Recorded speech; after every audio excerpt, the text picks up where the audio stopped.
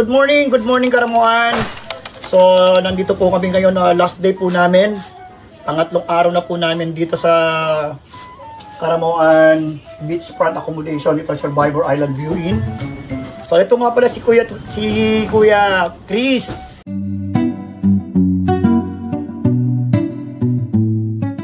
Yung aming tour guide. So, Kuya Chris, ano lang natin sa mga viewers natin kung ano para kung ipag-explain mo nga sa mga viewers natin kung para intindi ito, Pilipitan dila nito. Magugustuhan din nila yung lugar mo. So ano ba yung mga gandang dapat nilang papuntahan? So paki-explain sa mga viewers natin, Kuya Chris. Bale, good morning po.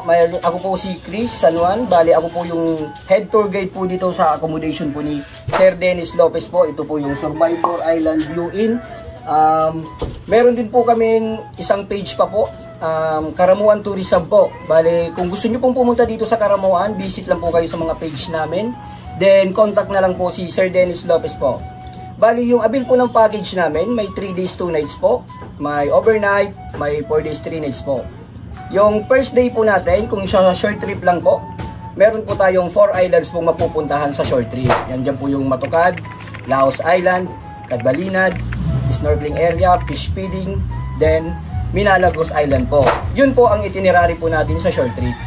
Pag nag-abil naman po kayo ng 3 days and 2 nights po, bali 3 days po kayo dito sa Karamuan, meron po tayong short trip, and then meron po tayong long trip. Bali yung long trip naman po, papunta po yun sa Ginahoan Island Lighthouse, Mini Batanes. Bali nandun po yung mga lobster po, mga seafoods, nandun po yung mabibili. Yung next po natin is Cotibas Island, Hot Nipa. Doon naman po kami nagsiset ng budol fight tulad po yung ginawa ko kila Sir. Kahapon, no? Yes, ang ganda. Maganda guys, napakaganda. Then yung third island po natin is Floating Cottage, Malawi, Sandbar po. Bali, doon naman po yung sandbar. Then doon naman po yung may mga floating, tapos doon kayo po pwedeng magpaihaw-ihaw, kung ano pong pwedeng yung mga isda. Paluto, opo, meron po doon. Then yung next island po naman nun is yung Pag-ing Island, and yun po yung tinatawag naming Survivor kasi dun po nagsushooting yung mga Survivor po dito sa Karamuan. Then yung last po nun is yung snorkeling area, fish feeding naman po. May mga corals din po, may mga fish. Then yung last day po namin, yun po yung tinasabi po ni Sir na land tour. Bale sa bayan naman po, I Love Karamuan marker, then souvenir shop, tapos po yung simbahan po namin dito. Bale 404 years na po siya. Tinatawag po namin na St. Michael po yung St. namin dito. Okay. So guys, yung Bag-ing. Yes po sir. Bag-ing. Ang kagandahan doon, kasi sa maraming island na pinuntahan namin guys, yun lang naiiba. Alam mo kung bakit? Mainit ang tubig doon. Di ba? Hot spring. So parang... Galit ka ba? Parang makaka-relax ka. Kanina gusto mo akong lamunin eh. Naiiba nga siya. Ewan ko kung bakit hindi rin nila may paliwanag kasi sa lahat ng isla na pinuntahan namin halos malalamig. Pero yung kahapon na last na pinuntahan namin, yung Bag-ing Island, nandun yung Survivor, di ba? Yes po sir. Mainit, maligam ka, parang siyang hot spring. Yun nakakapag ano. At saka ang kagandahan dito guys, ako na nagsasabi sa inyo, napakaganda ng kailang presentasyon ng pagsiset up ng pagkain namin. Masasarap ang pagkain nila. Kaya hindi ka manghihinayang na hindi mo balikan itong lugar na to eh.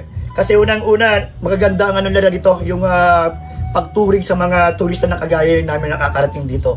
So guys, sa totoo lang, ito, panglima ko na pagdating dito, kaya binabalik-balikan ko itong lugar na itong Karamuan eh. Maganda kasi, itong kagandaan dito sa Survivor Island View Inn. Yung ako na po nagsasabi sa inyo, yung pinareserve namin dito, halos sobra-sobra. So talagang sulit na sulit guys. Yung kanilang paghahanda rin talaga ng mga tourist na kagaya namin. Guys, ito pa, ang kagandahan po dito sa kanila, kasi yung anak kong isa, hindi talaga kumakain ng seafood yun eh. So, problema kami, kaya kahapon, mag-island hopping kami kahapon, nakalimutan namin magdala ng pagkain niya. So, ang galing ni Kuya Chris, talagang gumawa siya ng paraan, kahit pa paano, ipinagprito siya ng pork chop. Talagang ang galing. Hindi ko talaga pababayaan. Saka ito may konting reminder si Kuya Chris tungkol sa mga gustong pumunta dito sa kanilang hotel, kanilang accommodation dito. May konti yung mga dapat ninyong dalhin. Okay, Kuya. Okay po, bali Kung halimbawa po mag-avail po kayo ng package po dito sa amin, pwede naman po kayo mag-suggest kung ano po yung gusto nyong ulam. Then yung mga allergy po, pwede nyo pong sabihin para po pagdating nyo po dito, hindi na po tayo mamumroblema na hindi po makakakain yung iba dahil po may allergy. Pwede naman po kayong mag-suggest, then kung anong request po ninyo, sinusunod po ng kitchen po yun. Then, automatically po, si Sir Dennis na po ang nagmamarketing nun para alam nila po kung may allergy or wala po yung mga guests natin. Galing. So, thank you guys. Ito, narinig nyo na po sa aming tour guide na napakagaling na tour guide na si Kuya Chris. Tsaka yung, tsaka pala, Kuya, yung contact mo. Okay po. Yung contact number mo para alam nila na yung contact mo mismo. At saka kay Sir Dennis. So, para mailagay rin namin dito sa vlog ko. So kami na lang guys, kukuha kay Sir Dennis ng sa vlog ko, ilalagay na lang namin yung contact number ng person nila, yung contact number nila, para doon namin na makikita. So, thank you guys. Hihirit pa. Huwag niyong kalimutan na mag-subscribe at mag-follow sa aking mga vlog. So, God bless sa ating lahat. Magandang umaga ulit. Thank you.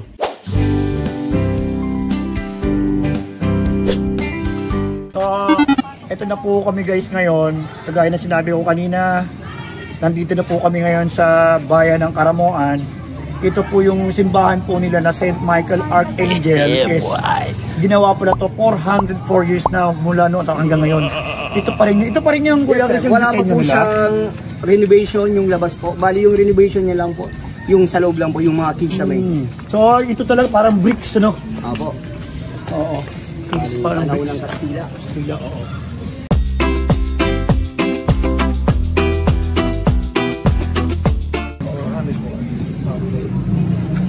So sunod namin ito pagting prayer namin.